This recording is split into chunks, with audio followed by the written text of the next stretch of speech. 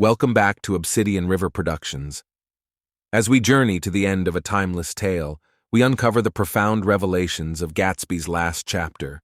From dreams to dust encapsulates the crescendo of emotions, unraveling the secrets and stories that shaped Gatsby. Before we delve into the poignant conclusion, take a moment to hit that subscribe button and ring the bell.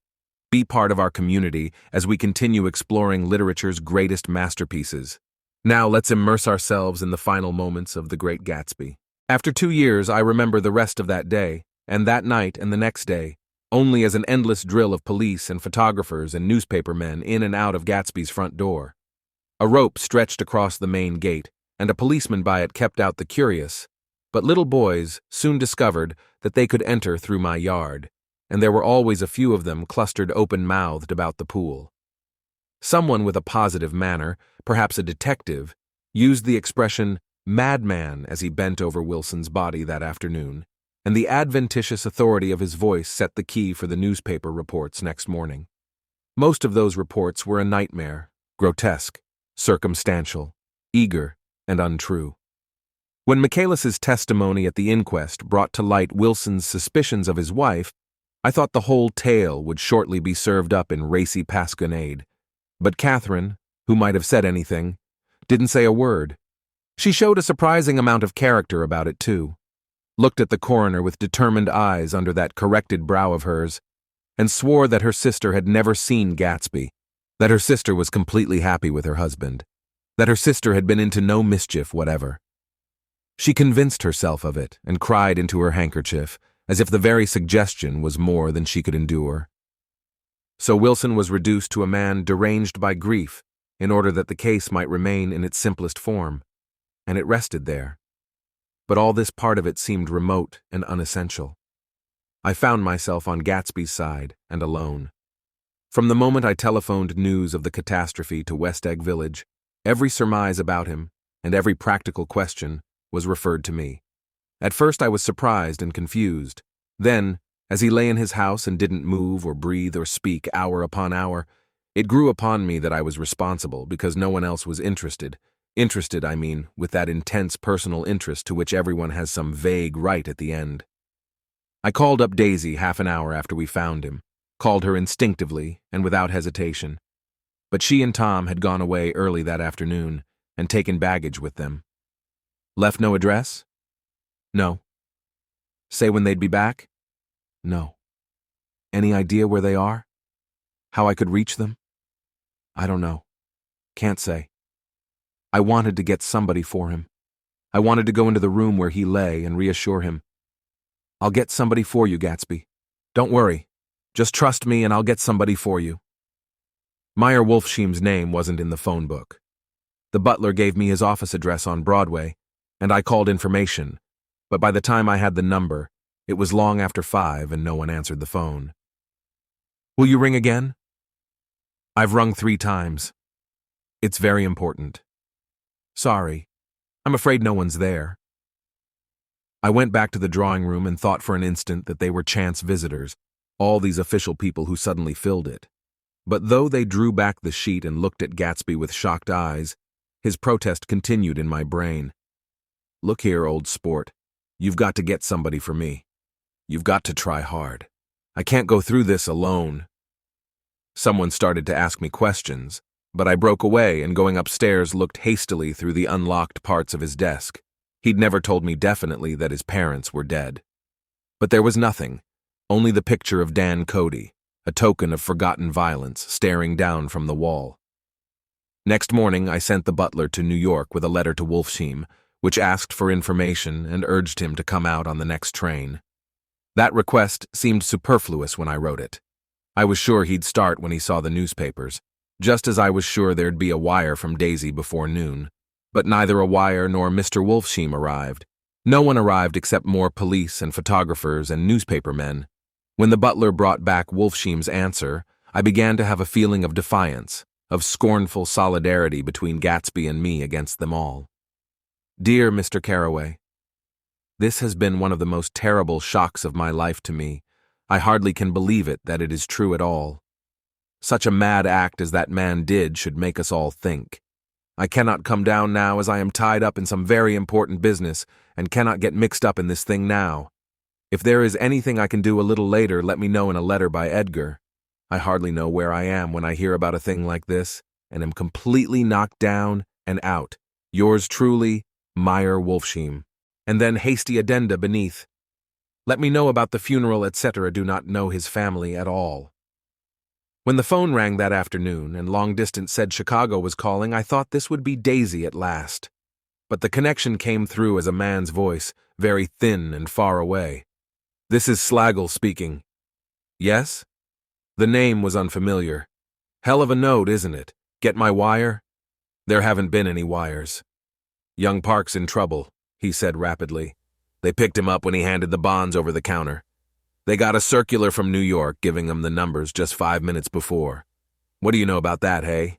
You never can tell in these hick towns. Hello, I interrupted breathlessly. Look here, this isn't Mr. Gatsby. Mr. Gatsby's dead. There was a long silence on the other end of the wire, followed by an exclamation, then a quick squawk as the connection was broken. I think it was on the third day that a telegram signed Henry C. Gatz arrived from a town in Minnesota. It said only that the sender was leaving immediately and to postpone the funeral until he came. It was Gatsby's father, a solemn old man, very helpless and dismayed, bundled up in a long, cheap ulster against the warm September day. His eyes leaked continuously with excitement, and when I took the bag and umbrella from his hands, he began to pull so incessantly at his sparse gray beard that I had difficulty in getting off his coat. He was on the point of collapse, so I took him into the music room and made him sit down while I sent for something to eat. But he wouldn't eat, and the glass of milk spilled from his trembling hand. I saw it in the Chicago newspaper, he said. It was all in the Chicago newspaper. I started right away. I didn't know how to reach you. His eyes, seeing nothing, moved ceaselessly about the room. It was a madman, he said. He must have been mad. Wouldn't you like some coffee? I urged him. I don't want anything. I'm all right now, mister. Carraway. Well, I'm all right now. Where have they got Jimmy? I took him into the drawing room where his son lay and left him there. Some little boys had come up on the steps and were looking into the hall. When I told them who had arrived, they went reluctantly away. After a little while, Mr. Gatz opened the door and came out, his mouth ajar, his face flushed slightly, his eyes leaking isolated and unpunctual tears. He had reached an age where death no longer has the quality of ghastly surprise, and when he looked around him now for the first time and saw the height and splendor of the hall and the great rooms opening out from it into other rooms, his grief began to be mixed with an awed pride. I helped him to a bedroom upstairs. While he took off his coat and vest, I told him that all arrangements had been deferred until he came. I didn't know what you'd want, Mr. Gatsby. Gatz is my name. Mr. Gatz, I thought you might want to take the body west. He shook his head. Jimmy always liked it better down east. He rose up to his position in the east. Were you a friend of my boy's, mister? We were close friends. He had a big future before him, you know. He was only a young man, but he had a lot of brain power here. He touched his head impressively, and I nodded. If he'd have lived, he'd have been a great man, a man like James J. Hill. He'd have helped build up the country. That's true, I said, uncomfortably. He fumbled at the embroidered coverlet, trying to take it from the bed, and lay down stiffly, was instantly asleep. That night, an obviously frightened person called up and demanded to know who I was before he would give his name. This is Mr. Carraway, I said. Oh, he sounded relieved. This is Klipspringer. I was relieved, too, for that seemed to promise another friend at Gatsby's grave. I didn't want it to be in the papers and draw a sightseeing crowd, so I'd been calling up a few people myself. They were hard to find. The funeral's tomorrow, I said. 3 o'clock, here at the house. I wish you'd tell anybody who'd be interested. Oh, I will, he broke out hastily. Of course I'm not likely to see anybody, but if I do. His tone made me suspicious. Of course you'll be there yourself. Well, I'll certainly try. What I called up about is— Wait a minute, I interrupted. How about saying you'll come? Well, the fact is, The truth of the matter is that I'm staying with some people up here in Greenwich, and they rather expect me to be with them tomorrow. In fact, there's a sort of picnic or something. Of course I'll do my best to get away." I ejaculated an unrestrained "huh," and he must have heard me, for he went on nervously. "What I called up about was a pair of shoes I left there. I wonder if it'd be too much trouble to have the butler send them on. You see, they're tennis shoes, and I'm sort of helpless without them. My address is care of B.F."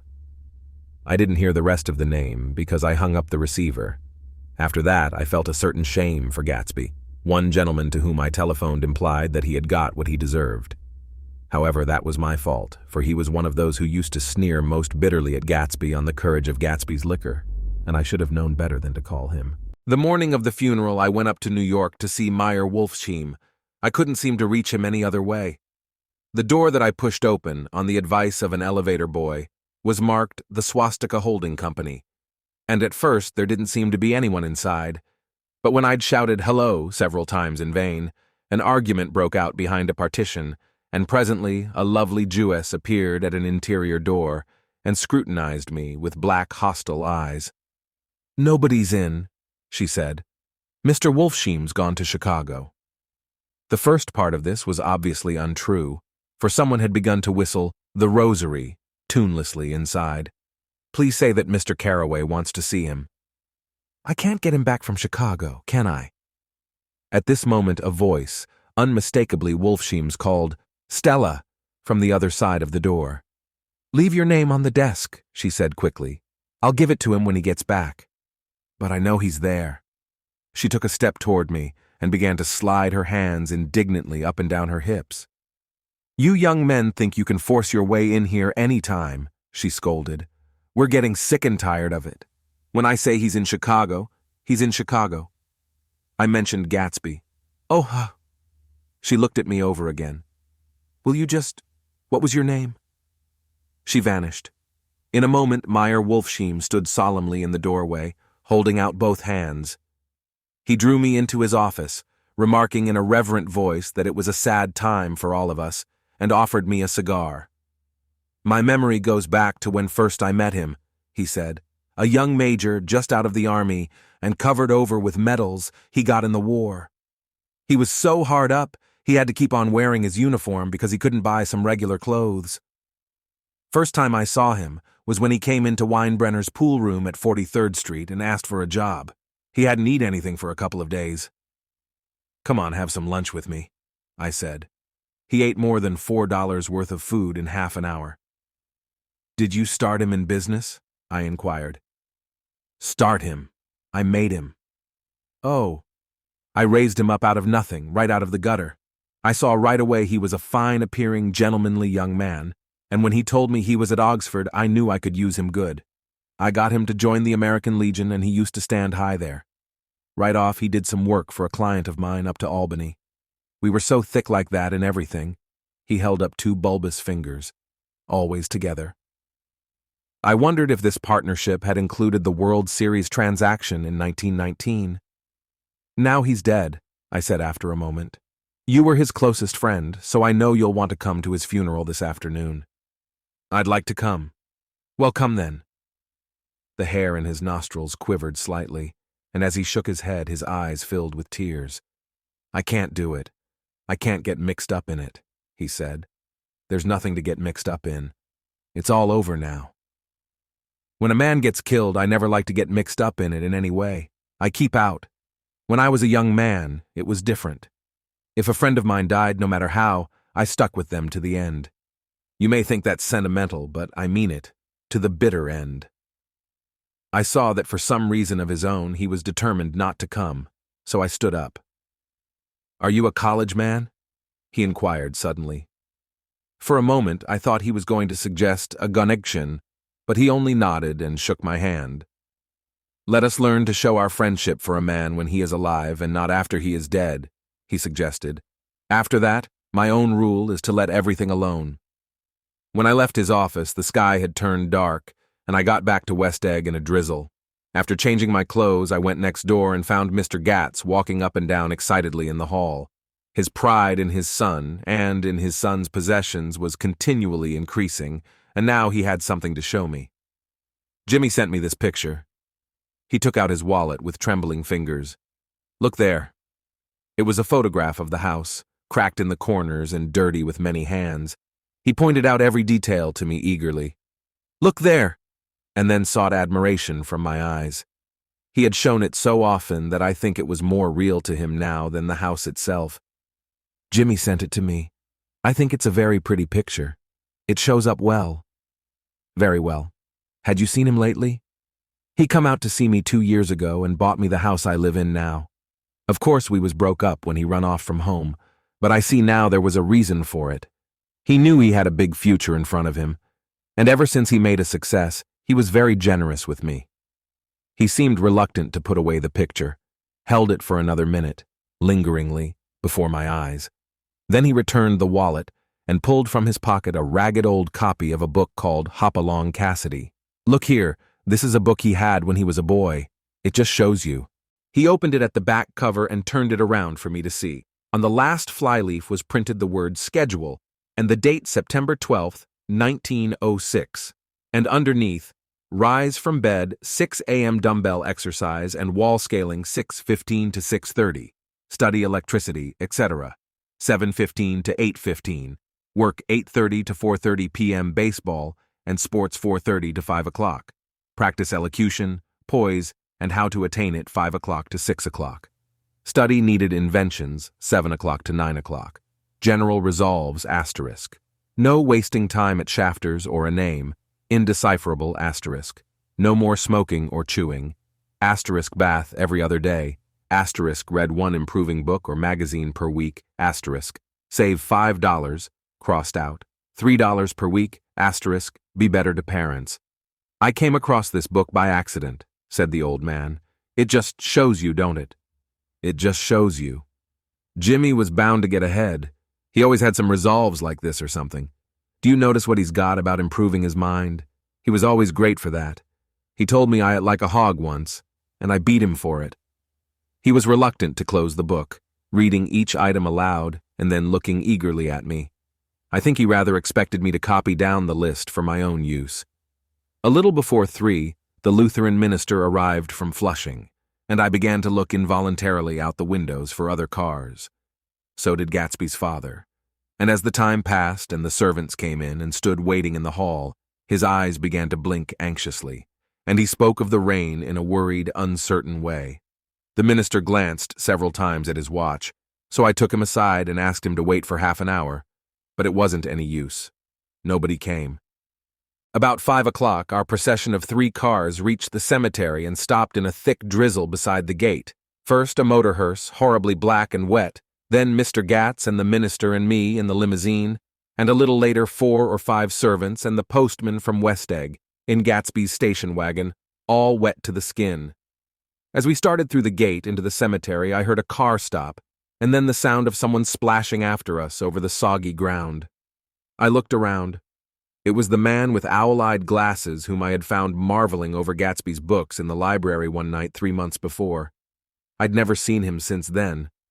I don't know how he knew about the funeral or even his name. The rain poured down his thick glasses, and he took them off and wiped them to see the protecting canvas unrolled from Gatsby's grave.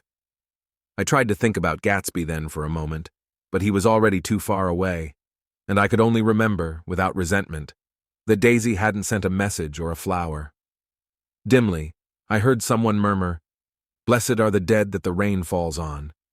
And then the owl-eyed man said, "Amen to that," in a brave voice. We straggled down quickly through the rain to the cars. Owl Eyes spoke to me by the gate.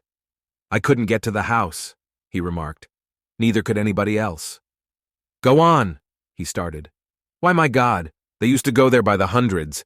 He took off his glasses and wiped them again, outside and in. "The poor son of a bitch," he said. One of my most vivid memories is of coming back west from prep school and later from college at Christmas time. Those who went farther than Chicago would gather in the old dim Union Station at 6 o'clock of a December evening with a few Chicago friends, already caught up into their own holiday gaieties, to bid them a hasty goodbye.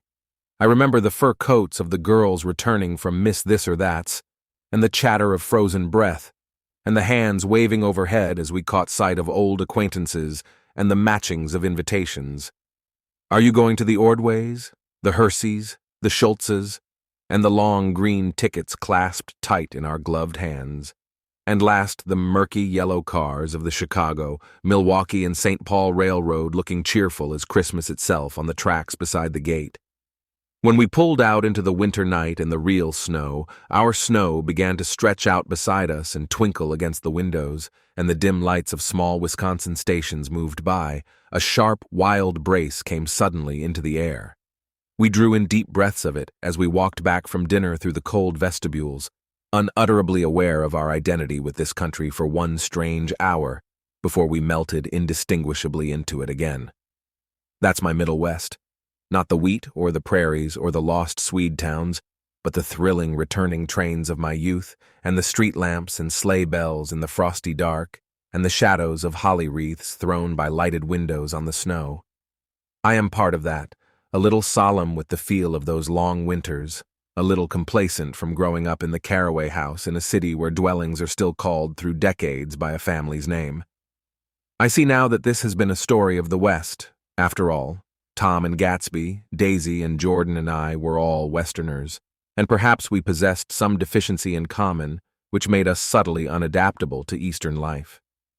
Even when the East excited me most, even when I was most keenly aware of its superiority to the bored, sprawling, swollen towns beyond the Ohio, with their interminable inquisitions which spared only the children and the very old, even then it had always for me a quality of distortion.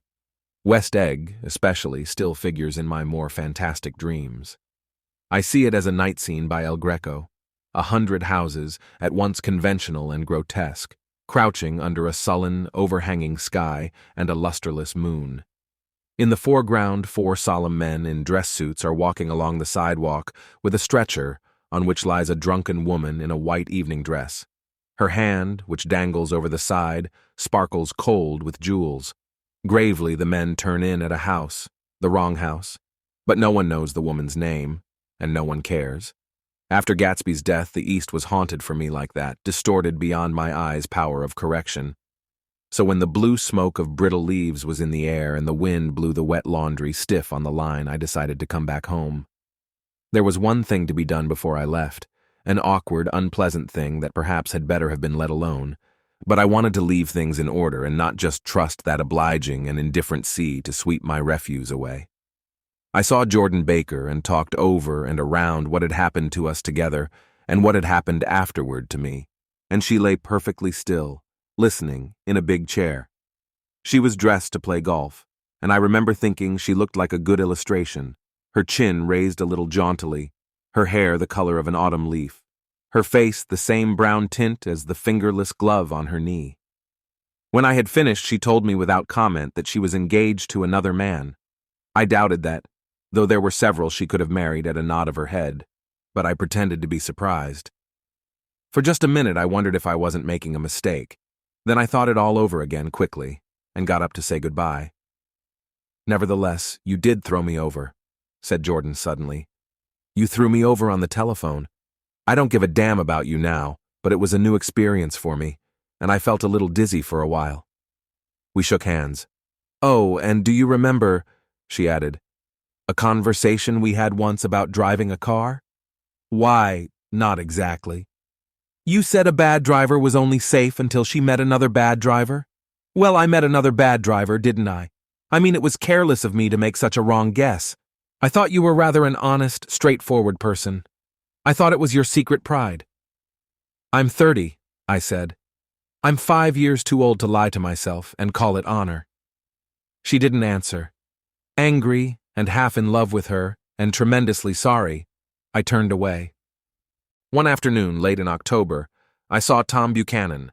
He was walking ahead of me along Fifth Avenue in his alert, aggressive way, his hands out a little from his body as if to fight off interference, his head moving sharply here and there, adapting itself to his restless eyes.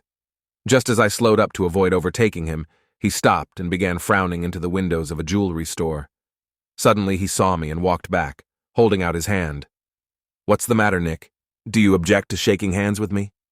"Yes, you know what I think of you." "You're crazy, Nick," he said quickly. "Crazy as hell. I don't know what's the matter with you." "Tom," I inquired, "what did you say to Wilson that afternoon?" He stared at me without a word, and I knew I had guessed right about those missing hours. I started to turn away, but he took a step after me and grabbed my arm. "I told him the truth," he said. "He came to the door while we were getting ready to leave. And when I sent down word that we weren't in, he tried to force his way upstairs. He was crazy enough to kill me if I hadn't told him who owned the car. His hand was on a revolver in his pocket every minute he was in the house." He broke off defiantly. "What if I did tell him? That fellow had it coming to him. He threw dust into your eyes just like he did in Daisy's, but he was a tough one. He ran over Myrtle like you'd run over a dog and never even stopped his car."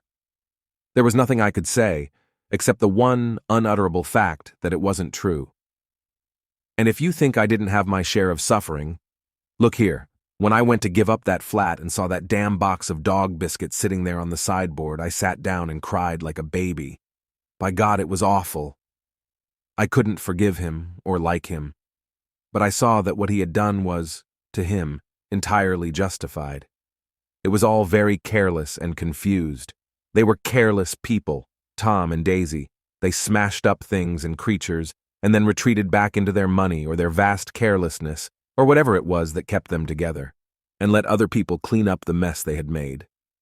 I shook hands with him. It seemed silly not to, for I felt suddenly as though I were talking to a child.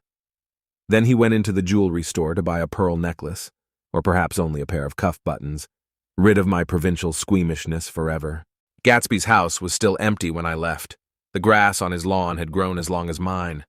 One of the taxi drivers in the village never took a fare past the entrance gate without stopping for a minute and pointing inside. Perhaps it was he who drove Daisy and Gatsby over to East Egg the night of the accident. And perhaps he had made a story about it all his own. I didn't want to hear it, and I avoided him when I got off the train. I spent my Saturday nights in New York because those gleaming, dazzling parties of his were with me so vividly that I could still hear the music and the laughter, faint and incessant, from his garden, and the cars going up and down his drive. One night I did hear a material car there and saw its lights stop at his front steps, but I didn't investigate. Probably it was some final guest who had been away at the ends of the earth and didn't know that the party was over. On the last night, with my trunk packed and my car sold to the grocer, I went over and looked at that huge, incoherent failure of a house once more. On the white steps, an obscene word, scrawled by some boy with a piece of brick, stood out clearly in the moonlight, and I erased it, drawing my shoe raspingly along the stone. Then I wandered down to the beach and sprawled out on the sand. Most of the big shore places were closed now, and there were hardly any lights except the shadowy, moving glow of a ferry boat across the sound. And as the moon rose higher, the inessential houses began to melt away, until gradually I became aware of the old island here that flowered once for Dutch sailors' eyes, a fresh, green breast of the New World. Its vanished trees, the trees that had made way for Gatsby's house, had once pandered in whispers to the last and greatest of all human dreams. For a transitory, enchanted moment, man must have held his breath in the presence of this continent, compelled into an aesthetic contemplation he neither understood nor desired, face to face for the last time in history with something commensurate to his capacity for wonder. And as I sat there brooding on the old, unknown world, I thought of Gatsby's wonder when he first picked out the green light at the end of Daisy's dock. He had come a long way to this blue lawn, and his dream must have seemed so close that he could hardly fail to grasp it. He did not know that it was already behind him, somewhere back in that vast obscurity beyond the city, where the dark fields of the Republic rolled on under the night. Gatsby believed in the green light, the orgastic future that year by year recedes before us. It eluded us then, but that's no matter. Tomorrow we will run faster, stretch out our arms further, and one fine morning, so we beat on, boats against the current, borne back ceaselessly into the past. And so, dear viewers, we bid adieu to the illustrious world of J. Gatsby. The beauty of literature is its timelessness, allowing us to revisit these tales as often as our hearts desire. If you've cherished our journey through The Great Gatsby, consider diving deeper with us. Explore our catalog of full-length, ad-free narrations at obsidianriver.com/shop. Every story is a new adventure waiting to be unveiled. Don't forget to subscribe and share with fellow literature aficionados. Thank you for being a treasured part of the Obsidian River community.